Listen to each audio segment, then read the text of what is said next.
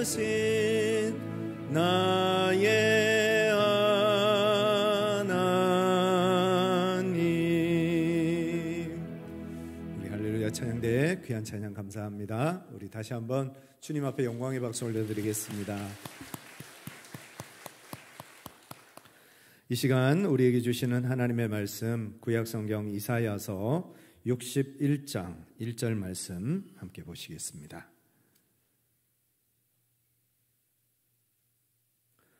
구약성경 1042면 이사야서 61장 1절 한 절만 우리 같이 읽겠습니다. 함께 읽겠습니다. 주 여호와의 영이 내게 내리셨으니 이는 여호와께서 내게 기름을 부으사 가난한 자에게 아름다운 소식을 전하게 하려 하심이라. 나를 보내사 마음이 상한 자를 고치며 포로된 자에게 자유를, 갇힌 자에게 노임을 선포하며. 아멘. 이형동 목사님이 지은 말씀 심는 아빠라는 책이 있습니다. 이 책에 보면 소년 이형동이 겪었던 아주 힘든 그런 이야기들이 담겨져 있습니다. 이형동 목사는 어렸을 때 벼농사와 과수원을 하는 부모님 밑에서 자랐습니다. 아버지는 벼농사 일을 열심히 하셨고 어머니 일을 도와 가사 일을 도울 정도로 참 좋은 아버지였습니다. 그런데 어느 날부터 아버지가 술을 가까이 하기 시작합니다. 그리고 술에 취해서 집에 들어오면 아내와 아이들을 때리고 세간살이를 부수고 그렇게 폭력적인 모습으로 변해가기 시작합니다. 체구가 작은 어머니는 아버지에게 제대로 저항 한번 해보지 못하고 고스란히 폭행을 당하다가 정신을 잃기가 일쑤였습니다. 그렇게 쓰러진 어머니를 아이들은 안고 흔들면서 어머니를 깨웠고, 그렇게 깨어난 그 어머니는 다시 버려진 세간살이를 하나씩 집으로 다시 가지고 왔고, 아이들은 아버지가 주무실 때까지 부엌에 숨어서 캄캄한 그 어둠 속에서 두려움에 떨곤 했습니다. 하루도 거르지 않고 술에 취해 들어오는 아버지는 말 그대로 공포의 대상이었습니다. 그렇게 매일 술에 취해 있는데 그러다 보니 월동 준비를 제대로 하지 못하게 되어져서 과수원의 나무들이 겨울이 지나고 나니까 다 얼어 죽어버렸습니다.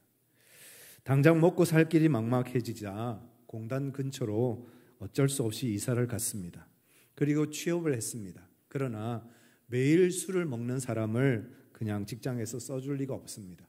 한 달이 못 돼서 쫓겨나고 또 한 달이 못 돼서 또 쫓겨나고, 그러다 보니 가정의 생계가 막막해집니다. 그래서 어머니가 어쩔 수 없이 생계를 책임지게 됩니다. 맥주 공장에 나가서 무거운 짐을 옮기면서 그렇게 어렵게 하루 종일 공장 일을 마치고 들어오면 또 술에 취한 남편에게 얻어맞기가 일쑤였습니다. 그렇게 폭력에 시달리면서 아이들은 점점 더 낙심해 갔고, 그러다가 첫째 아이 형은 학업을 포기하고 가출을 하고 맙니다. 큰 누나도 도저히 견디지 못해서 서울에 있는 고모 집으로 도망을 갔습니다.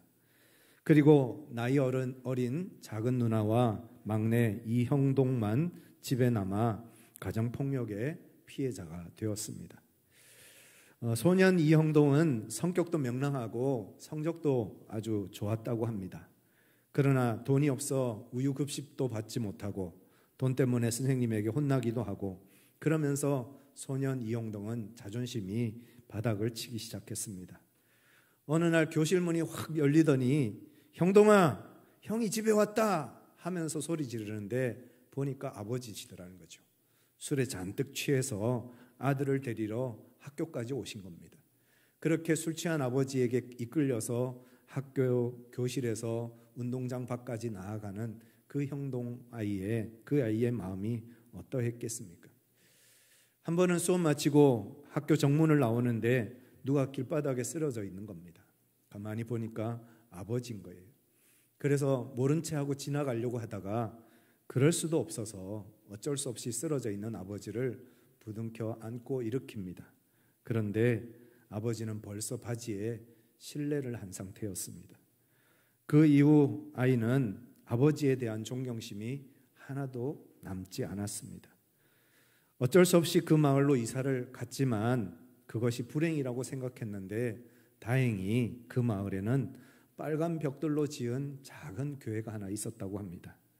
교회 가면 맛있는 거 줘 한다는 그 친구들의 말을 듣고 그래서 맛있는 거라도 얻어먹으려고 교회를 나가기 시작합니다. 그리고 그 교회에서 복음을 듣습니다. 그리고 영원히 지워지지 않는 이름 하나님 아버지 그분을 만나게 되어집니다. 교회는 상처받은 소년에게 안식처요 피난처였습니다. 교회 선생님은 형동이를 만날 때마다 따뜻한 얼굴로 환영하고 그 아이를 안아주었습니다. 그때까지 가정에서 한 번도 경험해 보지 않은 그런 따뜻함을 교회에서 경험했다고 합니다. 아버지한테는 단 한 번도 사랑한다 아들 이런 소리를 들어본 적이 없습니다. 그런데 교회 오니까 하나님이 나를 사랑하신다는 거예요. 하나님이 나를 사랑해 주신다는 거예요. 그 이야기가 얼마나 좋은지 상처투성이 가치 없는 인생이라고 생각했던 한 소년이 예수님을 만나고 나니까 캄캄한 인생 속에서 한 줄기의 빛이 보이기 시작했습니다. 그 이후로 이영동은 자기처럼 가난과 폭력과 불행의 대물림 속에서 살아가고 있는 깨어진 영혼들에게 예수님의 사랑을 전해야 되겠다 결심하고 목사님이 되어 지금까지 가난한 영혼들을 돌보고 있다고 합니다. 예수님이 이 땅에 오신 것은 우리를 구원하시기 위해서 오셨습니다. 예수님께서 우리를 구원하신다는 것은 우리가 예수 믿고 천당 간다 그 얘기만을 의미하는 것이 아닙니다. 우리가 예수 믿고 천국 가는 것도 굉장히 중요하지만 더 가까이 지금의 우리의 삶 속에서 이 땅에서 살아가는 동안 하나님의 사랑을 경험하고 예수님의 은혜를 누리고 성령님과 동행하는 삶을 살아가는 것 그것이 예수님께서 우리에게 선물하시는 구원이라는 것입니다. 우리가 죽어서 맛보는 천국 그 하나님 나라를 천국이라고 부릅니다. 그러나 우리가 살아서 경험하는 천국은 하나님 나라라고 부릅니다. 하나님은 우리가 이 땅에서 하나님 나라를 누리고 하나님 나라를 경험하고 그 하나님 나라 속에서 살아가기를 원하십니다.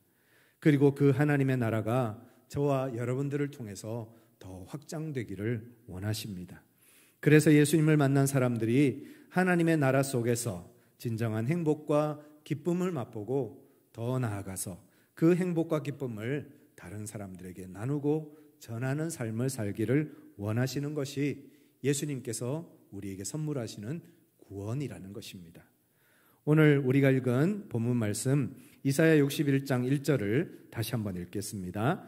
주 여호와의 영이 내게 내리셨으니 이는 여호와께서 내게 기름을 부으사 가난한 자에게 아름다운 소식을 전하게 하려 하심이라.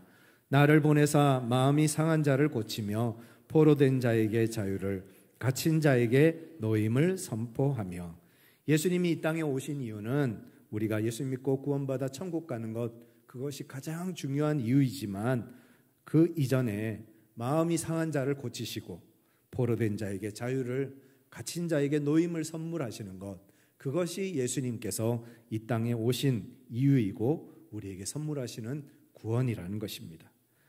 마음이 상한 자 할 때 상함이라는 단어는 샤바르라는 단어입니다. 깨지다, 부서지다 이런 뜻입니다.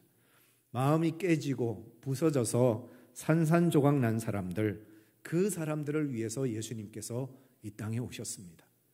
그래서 깨어지고 부서져서 나는 더 이상 쓸모가 없어 나는 아무 가치가 없는 존재야 라고 절망하는 사람들을 위해서 예수님이 이 땅에 오셨고 그런 절망의 사람들을 위로하시고 회복시켜 주시고 은혜 가운데 부르시는 것이 예수님의 구원이라는 겁니다. 정호승 시인의 산산조각이라는 시가 있습니다. 제가 한번 읽겠습니다. 룸비니에서 사온 흙으로 만든 부처님이 마룻바닥에 떨어져 산산조각이 났다. 팔은 팔대로 다리는 다리대로 목은 목대로 발가락은 발가락대로 산산조각이 나 얼른 허리를 굽히고 서랍 속에 넣어두었던 순간 접착제를 꺼내 붙였다. 그때 늘 부서지지 않으려고 노력하는 불쌍한 내 머리를 다정히 쓰다듬어 주시면서 부처님이 말씀하셨다. 산산조각이 나면 산산조각을 얻을 수 있지.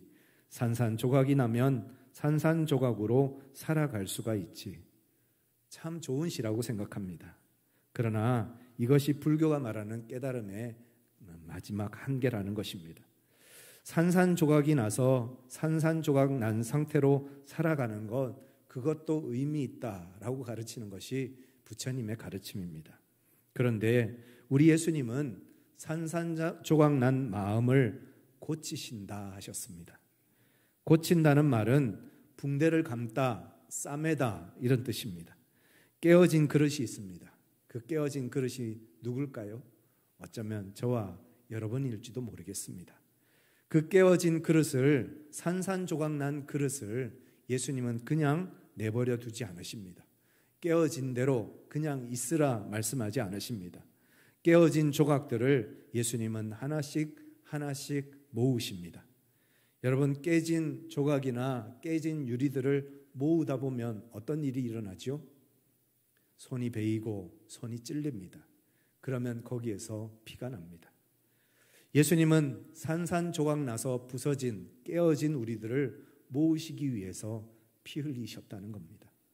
예수님의 피 흘리심을 통하여서 깨어지고 부서져서 아무 가치 없는, 아무 의미 없는 존재였던 우리들을 다시 모아주셨다는 겁니다.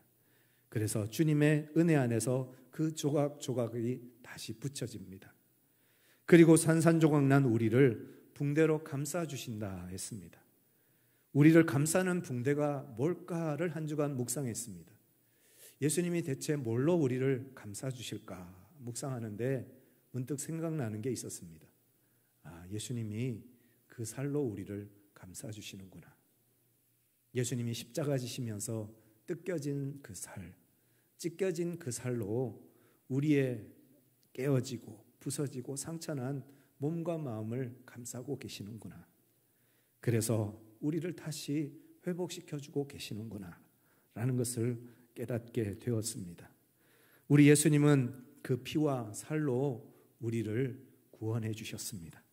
그 예수님의 피와 살이 우리를 쓸모없는 그릇이 아니라 하나님이 쓰실 수 있는 귀한 그릇으로 다시 바꿔주신다는 것입니다. 여러분, 마음이 상하고 깨어지고 부서지셨습니까? 예수님 만나시기 바랍니다. 예수님이 깨어진 여러분들을 다시 회복시켜 주실 줄 믿습니다. 그리고 여러분들을 다시 사용해 주실 것입니다. 김태훈 선교사님이 지은 깨어진 그릇이라는 책이 있습니다.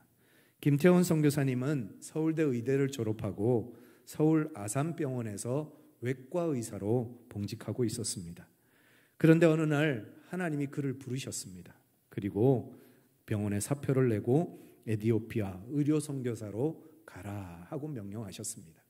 그래서 돈과 명예, 보장된 미래 모든 것 다 내려놓고 아프리카의 선교사로 파송을 받습니다. 아내와 아들 셋을 데리고 아무것도 없는 그 아프리카 땅, 그 메마른 땅 에티오피아로 가서 의료 선교를 하기 시작했습니다. 그렇게 에티오피아에 도착한 지 1년 되는 해에 갑자기 다리가 아프기 시작해서 왜 그런가 하다가 어쩔 수 없이 한국으로 다시 돌아와서 병원에 가서 검진을 받는데 파킨슨병 진단을 받습니다. 파킨슨병은 몸이 점점 굳어가다가 결국에는 죽음에 이르는 무서운 병입니다. 그 소식을 듣고 선교사님 사모님은 그 자리에서 실신했습니다. 그리고 가족들도 너무 충격을 받아서 다들 막 상실한 마음으로 그렇게 쓰러지고 말았습니다. 선교사님도 너무 어이가 없고 또 너무 하나님이 원망스럽고 도무지 해석이 되지 않아서 정말 하나님 앞에 눈물로 매일매일 그렇게 하루하루 살아가게 되어집니다. 하나님이 나를 부르셔서 선교사로 가게 하셨다면 건강하게 하나님 사역 잘하게 해주셔야지 왜 나에게 파킨슨병이라는 이런 무서운 병까지 주셔서 나를 이렇게 절망 가운데 떨어뜨리십니까? 하고 절망하며 울며 탄식하며 하나님 앞에 기도합니다. 부모님 댁에서 50일 동안 치료를 받고 또 요양을 하면서 매일 시편을 읽고 기도하고 눈물로 세월을 보내고 있던 어느 날 하루아침에는 산책을 이제 하기 위해서 공원에 나갔습니다. 그렇게 공원에 나가서 산책을 하는데 갑자기 오늘처럼 소나기가 쏟아집니다. 그래서 그 비를 피해서 나무 밑으로 들어갔습니다. 다행히 그 나무 밑에는 빗방울이 하나도 떨어지지 않더랍니다.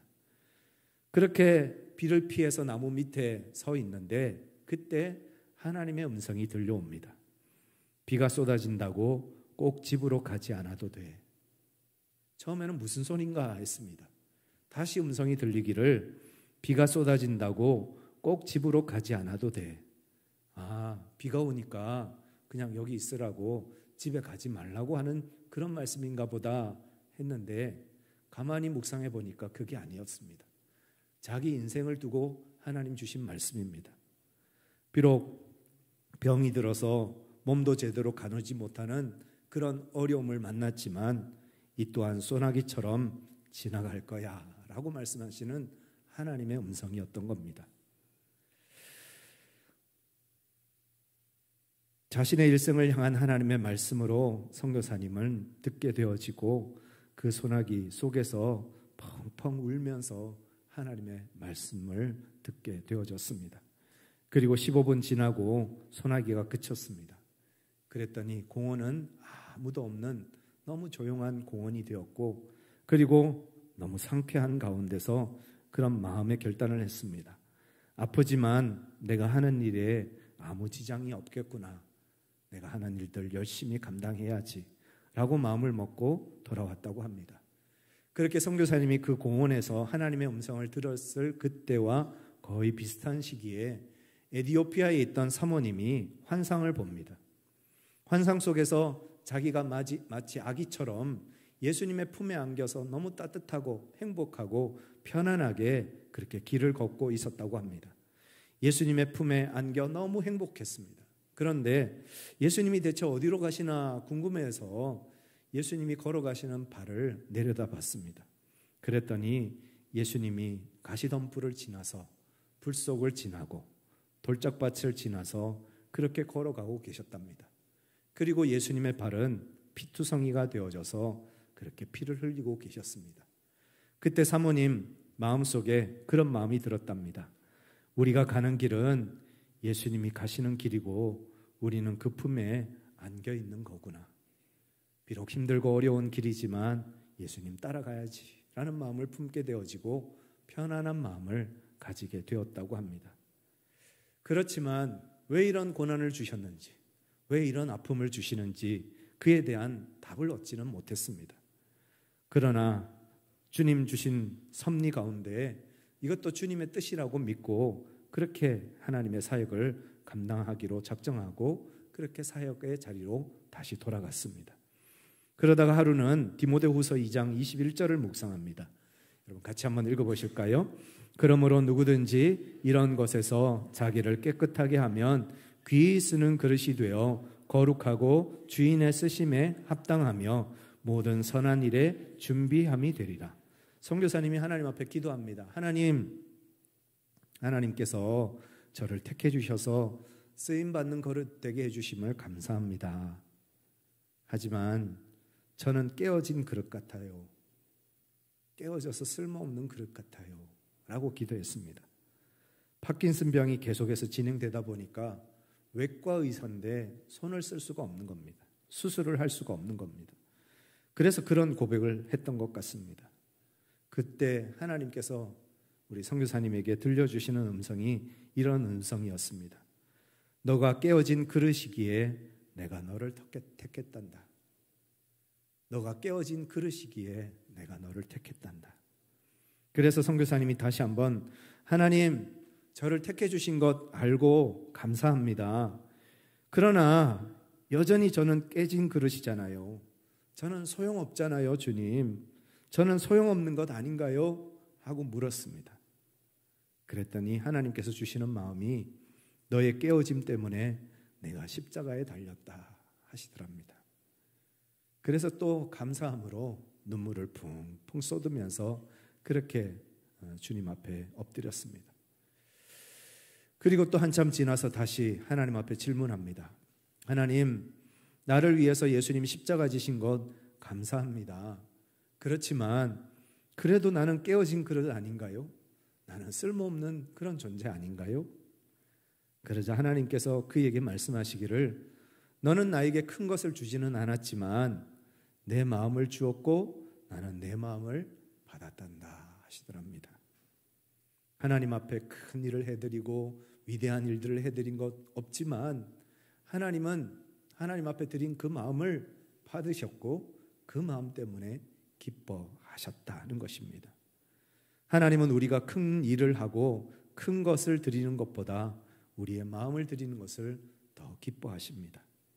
그때 이후로 선교사님은 더 이상 절망과 슬픔의 눈물을 흘리지 않기로 결심합니다. 여전히 몸은 점점 굳어져 가고 인생은 위기 가운데 있지만 이 또한 지나가는 소나기처럼 지나가게 하실 것을 믿기에 주님의 일들을 계속해 가야 하겠다라고 결단하고 내가 할 수 있는 일이 무엇인가를 찾기 시작했습니다. 그러다 보니 에티오피아에 보니까 의사들은 있지만 선천성 심장병을 치료할 수 있는 병원이 하나도 없다는 것을 알게 됩니다. 그래서 한국에서 심장병 수술팀을 초청을 해서 5년 동안 에티오피아에 있는 의사들, 현지인 의사들을 모아서 그들을 교육하고 그들을 훈련하고 그래서 수술할 수 있도록 도와줍니다. 그래서 5년 만에 에티오피아 현지인 팀이 심장병 수술을 할 수 있는 그런 병원을 만들게 되었다는 고백이었습니다. 우리는 깨어진 그릇과 같은 존재들입니다. 세상 사람들은 또 세상은 깨진 그릇은 필요 없다라고 말합니다. 그러나 우리 하나님은 우리가 깨진 그릇이기에 우리를 더 사랑하신다 말씀하십니다. 우리를 깨진 상태로 그대로 내버려 두지 않으시고 우리를 싸매시고 또 감싸주셔서 쓸모 있는 그릇이 되게 만드시고 또 귀히 쓰이는 그릇으로 하나님은 우리를 바꿔주십니다. 그래서 우리처럼 상처 입고 깨진 또 다른 그릇을 찾아가 그들을 주님께로 인도해 오게 하는 일들을 우리에게 맡기십니다. 하나님이 마음이 상한 자를 보내시는 이유입니다. 사무엘상 25장 29절 같이 한번 읽어보실까요? 같이 한번 읽겠습니다. 사람이 일어나서 내 주를 쫓아 내 주의 생명을 찾을지라도 내 주의 생명은 내 주의 하나님 여호와와 함께 생명싸개 속에 쌓였을 것이요 내 주의 원수들의 생명은 물매로 던지듯 여호와께서 그것을 던지시리이다. 생명싸개라는 말이 나옵니다. 이 말은 나발의 아내 아비가일이 다윗에게 했던 말입니다. 어머니의 뱃속을 한자로 하면 자궁이라고 하죠. 자녀들이 거하는 궁전이라는 뜻입니다. 이 말을 다르게 표현하면 생명싸개입니다. 생명싸개 안에서 생명이 잉태하고 생명이 자라고 생명이 출생합니다. 예수님은 우리의 생명싸개이십니다. 상처 입고 깨진 그릇인 우리가 예수님이라는 생명싸개 안에 들어가면 더 이상 쓸모없고 소용없는 존재가 아니라 가치 있고 의미 있는 존재로 변화됩니다. 하나님의 자녀로 거룩한 하나님의 백성으로 거듭나게 됩니다. 뿐만 아니라 하나님의 영광을 드러내고 하나님께 쓰임받는 주님의 제자로 예수님의 대사로 예수 그리스도의 향기로 쓰임받는 하나님의 사람이 됩니다. 우리의 생명싸개이신 예수님 안에 거하시는 저와 여러분들 되시기를 간절히 축복합니다. 마음이 상하신 분, 생명싸개 되신 예수님에게 나아가시길 바랍니다. 깨어지고 부서져서 더 이상 나는 쓸모없는 존재야 라고 생각하시는 분, 다시 우리의 생명싸개이신 예수님 앞으로 나아가시면 예수님이 우리를 다시 붙여주시고 다시 싸매어 주셔서 우리를 고쳐주십니다. 세상 속에서 낙심하고 절망하며 상처와 아픔과 우울 속에서 살아가고 계십니까? 여러분의 생명싸개이신 예수님 앞으로 나아가시길 바랍니다. 주님의 품에 안기면 주님께서 우리의 마음과 우리의 몸을 회복시켜 주시고 주님의 손길로 우리를 치료해 주실 것입니다. 마음이 상한 자를 고치시는 주님, 우리 다시 한번 찬양하겠습니다.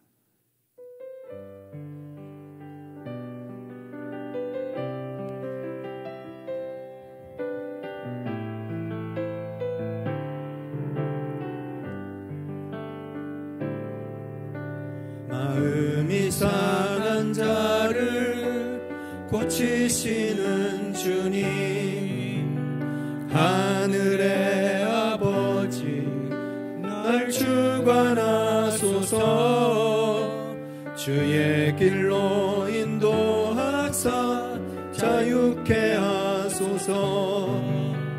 새 일을 행하사 분케 하소서. 의에 줄이고 목이 마르니 성령의 기름 부소서. 의에 줄이고 목이 마르니 내 잔을 채워주소서. 성령으로 채우사, 성령으로 채우사 주보게 하소서. 주의 임재 속에 주님 알게 하소서. 주 뜻대로 살아가리 세상 끝날까지. 나를 빚으시고 새날 열어주소서. 의에 줄이고 목이 마르니 성령의 기름 부소서. 의에 줄이고 목이 마르니 내 잔을 채워. 가슴에 손을 얹고 다시 한번 찬양합니다. 의에 줄이고, 의에 줄이고 목이 마르니 성령의 기름 부소서. 의에 줄이고 목이 마르니, 의에 줄이고 목이 마르니